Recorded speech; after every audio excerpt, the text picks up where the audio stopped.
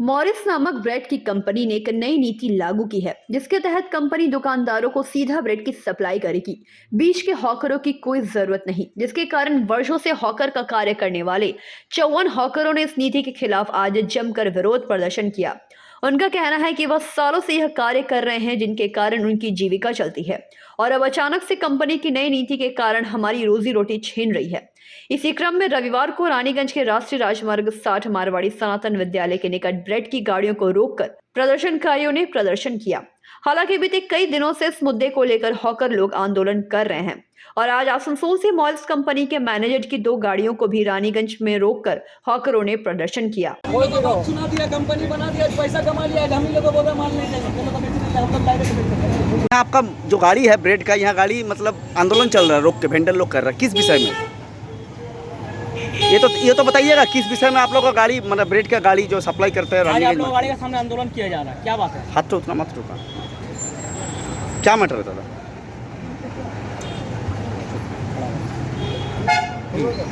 Vendor hawkers है, आज जो मॉरिस का गाड़ी रोक के आप लोग आंदोलन क्यों कर रहे थे? इस पर आज कर रहे थे सर कि आज हम लोग का आज क्या कर रहे थे? हम लोग गाड़ी रोका, हम लोग का पार्टी से बोला कि गाड़ी रोकी है, मॉरिस की कंपनी का गाड़ी रोकी। किस लिए रोके?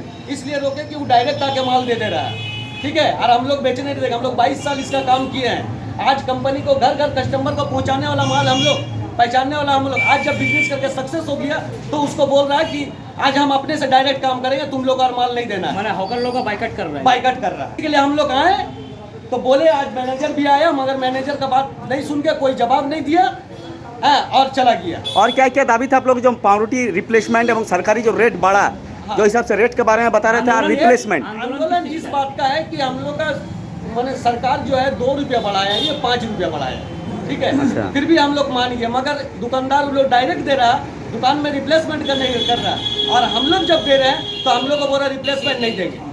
अच्छा, अभी जब उन लोगों को पकड़ के बात किया तो क्या क्या बोल के गया? अभी गाड़ी तो कुछ नहीं बोला, कोई जवाब ही नहीं दे, बोला हम इसका जवाब बाद में देंगे, अभी हम कुछ नहीं बोले। अभी आप लोग क्या करेंगे? अभी हम लोग क्या करेंगे? कल से अगर गाड़ी लेके आएगा तो गाड़ी रोकेंगे हम लोग। अच्छा, थाना में इस विषय को लेकर कॉपी जमा किए थे, हम लोग कंप्लेन क्या बोले थे प्रशासन? तब वहाँ कोई एक्शन लिया नहीं है। उन लोग बोले ये बिजनेस मैटर है, हम क्या बोल सकते हैं, आप लोग अपना मैटर अपने समझ। आप लोगों का प्रॉब्लम जो है अगर सॉल्व नहीं हुआ तो आप लोग क्या करेंगे? हम लोग आगे तक जाएंगे, आगे तक जाएंगे। क्या नाम आपका? नाम? मेरा नाम बबलू। कितना सालों से बेच रहे हैं मतलब रानीगंज? 40 साल से हम लोग की धंधा कर रहे हैं, पूरा रानीगंज जानता है। कितना होकर आप लोग आज जमा? हम लोग का तो 154 गो हॉकर है, अभी रोटी में इन्वॉल्व है 54। आपका नाम परिचय? एमडी बबलू।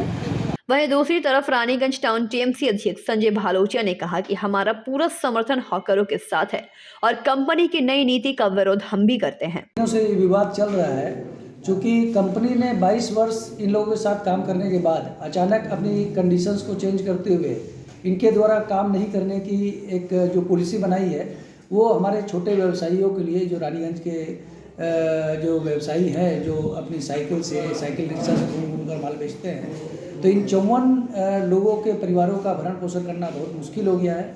इन्होंने हमारे माजी भवन ऑफिस में संपर्क किया था कि इनकी रोजी रोटी खतरे में आ गई है, तो उसी परिप्रेक्ष्य में इन्होंने प्रशासन को भी बताया है और इसके साथ ही कोई निर्णय नहीं निकलता देखकर इन्होंने विरोध स्वरूप में इन्होंने यह निश्चय किया था कि वो लोग अपना विरोध स्वरूप माल बिक्री अपने थ्रू ही करने देंगे या फिर नहीं करने देंगे। उसी की कड़ी में आज उनके एक ऑफिसर जो कि कंपनी द्वारा नियुक्त किए गए थे, वो यहाँ पर आए थे, लेकिन वह अपनी बात पर अड़े हुए थे कि हमारी कंपनी की पॉलिसी हम लोग रानीगंज के लिए चेंज कर दिए हैं।